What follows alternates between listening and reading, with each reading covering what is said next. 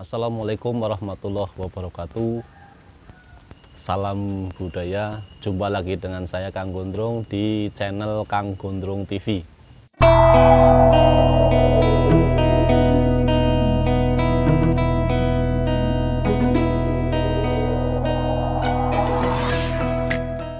Sebelum kita ngobrol tentang apa yang mau kita obrolkan hari ini, izinkan saya, intinya kita berdoa bersama semoga teman-teman semua selalu dalam keadaan sehat. Mana kita kondisi sedang pandemi seperti ini, yang utamakan kesehatan nomor satu. Di kesempatan kali ini kita ngobrol masalah, jadi kita membahas masalah hari Sabtu Pahing, tapi kita melihat dari sisi yang berbeda gitu loh. Jadi terutama seperti ini, bahwa kita perlu pahami bahwa seringkali hitungan Jawa itu berbeda-beda berlakunya di sebuah wilayah. Jadi secara pakem hitungan hari tersebut baik gitu, contoh. Tapi ada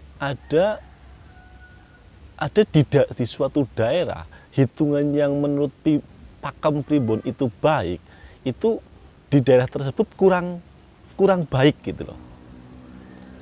Nah, ini berlaku di hari Sabtu Pahing, khususnya di daerah saya ini, kami di daerah Banyumas, Kabupaten Banyumas, Jawa Tengah gitu.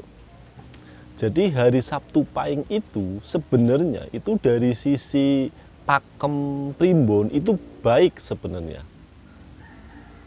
Tapi khusus masyarakat Banyumas, hari Sabtu Pahing itu kurang baik untuk digunakan segala hajat, baik untuk bepergian, untuk melaksanakan suatu hajat, untuk rembugan dan keperluan lainnya. Hari Sabtu Pahing itu kurang baik untuk warga Banyumas.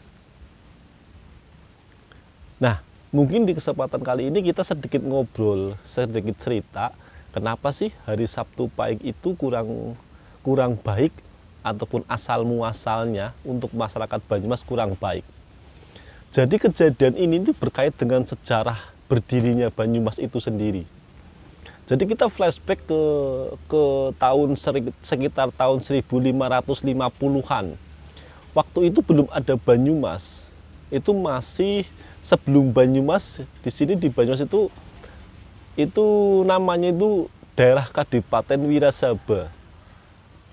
Dan pada waktu itu dipimpin oleh Adipati Wergoutomo. Nah, Kadipaten Wirasaba ini berinduk ataupun mungkin di bawah naungannya Kesultanan Demak. Pada saat itu Kesultanan Demak itu dipimpin oleh Sultan Hadiwijaya atau Jakatingkir.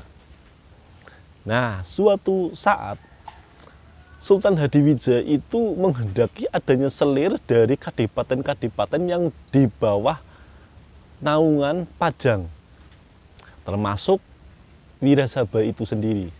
Jadi dari pihak Wirasaba itu menyerahkan putri dari Wergoutomo, menyerahkan putrinya untuk dijadikan selir, namanya Roro Soekartiah. Nah, pada saat diserahkan ke Pajang, itu ada Demang, namanya Demang Toyareka. Itu konon dulunya itu mengaku kepada Sultan Pajang, mengaku bahwa beliau itu suami dari putri Wergoutomo yang diserahkan menjadi selir. Nah, tentunya Sultan Hadiwijaya kan marah karena berarti kan yang diserahkan kan sudah punya suami gitu loh. Nah, singkat cerita, setelah menyerahkan putrinya untuk jadi selir, Adipati Wergoutomo pulang dan karena mendapatkan laporan, Sultan Hadiwijaya ini itu mengutus prajuritnya untuk membunuh Wergoutomo karena dianggap sudah membohongi gitu. Berangkatlah prajuritnya untuk menyusul dan membunuh Adipati Wergoutomo tersebut. Nah, pada saat ini prajurit sudah berangkat untuk membunuh, Sultan Hadiwijaya ini istilah konfirmasi ke Roro Soekartiah ini, konfirmasi, dan memang dibenarkan. Memang Roro Soekartiah juga mengaku bahwa dia itu pernah dijodohkan pada waktu kecil. Tapi itu waktu masih usia kecil, dan itu masih suci, dan sudah bercerai. Jadi tidak pernah tersentuh gitu loh. Nah, karena setelah mendapat laporan dikonfirmasi seperti itu, menyesallah Sultan Hadiwijaya, akhirnya mengutus prajurit yang lain untuk membatalkan membunuh Werkoutomo, Adipati Werkoutomo. Dan ternyata dalam perjalanannya Adipati Werkoutomo itu singgah di Desa Bener, daerah Ambal, kalau sekarang tuh Kebumen. Jadi beliau itu mampir ke salah seorang sahabatnya. Dia itu sedang dijamu di rumah sahabatnya itu di Balai Malang. Balai Malang itu suatu balai itu, tapi yang tidak simetris, yang tidak lurus dengan rumah utamanya ataupun rumah induk, itu namanya Balai Malang, itu istilahnya seperti itu. Dan yang disajikan ataupun yang sedang dimakan oleh Adipati Werkoutomo itu namanya pindang banyak. Jadi pindang banyak itu daging angsa, tapi dimasak dengan bumbunya bumbu keluak apa ya kalau istilah sini gitu loh. Jadi pindang banyak sedang makan itu. Nah, terus utusan yang pertama yang diutus membunuh itu sudah sampai di situ. Tapi karena melihat Adipati Werkoutomo sedang makan, utusan itu menunggu selesai makan. Nah, pada saat ini menunggu, datanglah utusan yang kedua. Utusan kedua yang membatalkan ini datang.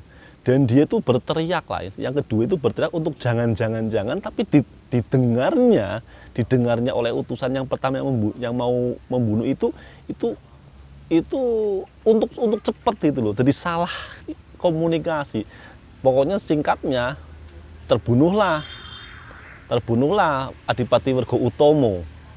Nah, pada saat Adipati Werkoutomo ditusuk dan dibunuh itu, sebelum meninggal, beliau mengucap semacam kayak bersumpah ataupun menyumpahi ataupun istilahnya, dia itu ngomong ada beberapa poin.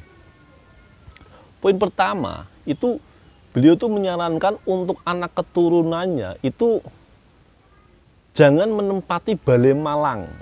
Itu yang tadi Balai Malang itu, yang antara balai dengan rumah induknya itu tidak lurus, itu namanya Balai Malang. Dan nomor 2 itu dilarang anak cucunya itu dilarang untuk makan pindang banyak.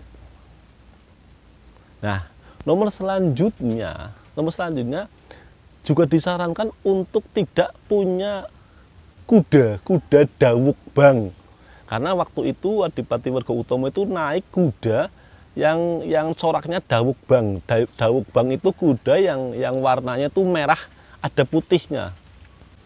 Dan nomor terakhir yang disampaikan Adipati Werkoutomo sebelum meninggal, beliau menyarankan dan dia bilang untuk anak keturunannya itu jangan berpergian di hari Sabtu Pahing. Karena memang kejadian terbunuhnya Adipati Werkoutomo tersebut hari itu tuh hari Sabtu Pahing. Nah, poin Sabtu Pahing ini pas pada saat meninggalnya Adipati Werkoutomo ini yang dijadikan patokan buat warga Banyumas sekarang dan selanjutnya. Karena memang setelah Adipati Werkoutomo meninggal, akhirnya nantinya digantikan oleh menantunya, yaitu Raden Djoko Kaiman, yang akhirnya membentuk ataupun membuat Banyumas. Jadi dari dulu itu memang sudah menjadi tradisi untuk menghindari hari Sabtu Pahing, khusus warga Banyumas. Jadi itu tadi sedikit cerita kenapa Sabtu Pahing itu semacam kayak dilarang untuk aktivitas, khususnya untuk warga Banyumas. Dan ini berbeda dengan apa yang menjadi pakem di Primbon tentang Sabtu Pahing. Padahal kalau kita merujuk dari pakem Primbon, Sabtu Pahing itu justru malah ada beberapa keistimewaan. Contoh, orang yang lahirnya Sabtu Pahing itu Sabtu Pahing kan jumlah neptu yang paling besar. Sabtunya 9, Pahingnya 9, jadi jumlah 18. Itu dari sisi rezeki bagus sebenarnya. Dan untuk bepergian pun secara pakem ini di luar ketentuan yang ada di Banyumas, itu jenis bagus untuk bepergian. Jadi di sini kita harus bisa membedakan, kadang-kadang memang secara pakem dengan suatu wilayah kadang-kadang sok berbeda. Tapi memang biasanya ada cerita sejarah kenapa hari tersebut kurang baik di daerah tersebut. Nah, kali ini kita berbicara tentang Sabtu Pahing berkaitan dengan perbedaan yang ada di Pakem dan yang ada di daerah, khususnya daerah Kabupaten Banyumas. Jadi semoga saja kita semua bisa bijaksana menyikapi hal ini, dan terutama untuk teman-teman yang di wilayah Banyumas juga tetap harus optimis dan positif gitu. Mungkin itu saja yang bisa kita sharekan. Semoga apa yang saya sampaikan kali ini bisa bermanfaat untuk tambahan informasi, untuk tambahan referensi teman-teman semua. Mohon maaf kalau ada salah-salah kata, ada kekeliruan kata. Terima kasih. Wassalamualaikum warahmatullahi wabarakatuh. Salam budaya.